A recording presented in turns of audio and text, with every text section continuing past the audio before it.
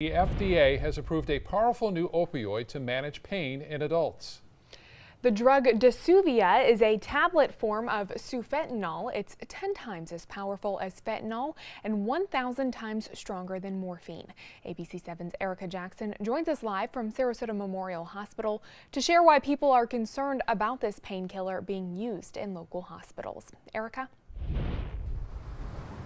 Jacqueline Scott, good evening. Doctors here at Sarasota Memorial Hospital say they're not sure if they're going to be giving the drug to patients anytime soon, but they tell me they have been giving patients sufentanil. That's the IV form of Disuvia for extreme pain relief.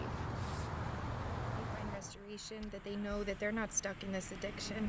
We introduced you to Jessica Zielman in 2016. She's 3 years clean after an eye-opening drug overdose, and is now using her voice to help others struggling with addiction. I know that there's hope for whoever needs to hear it, because I was one of those people. She became addicted to opioids after being prescribed pain medication by her doctor, which is why she's concerned the FDA approved the powerful drug Disuvia.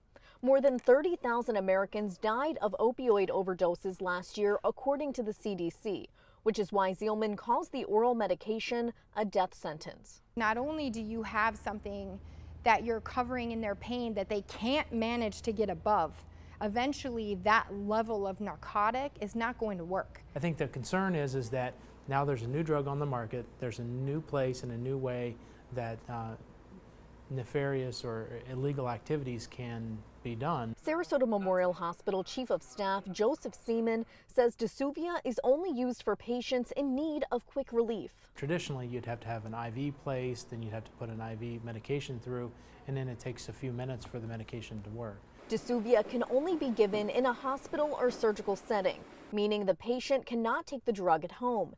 Patients can only use Disuvia for up to 72 hours because of the possibility of overdose. If they stop breathing or their heart stops while they're getting the medication, if they're not being properly monitored, then they would ultimately pass away. Zielman recommends asking your doctor questions before taking opioids. Knowing one more drug on the market could lead to one more person stuck in the cycle of addiction.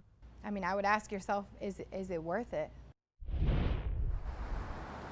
Now, Jacqueline Scott, the commissioner of the FDA, released a statement about the drug saying it's great in situations where there's not a lot of access to painkillers. They say they made this medication with soldiers in mind and worked with the Department of Defense throughout its development.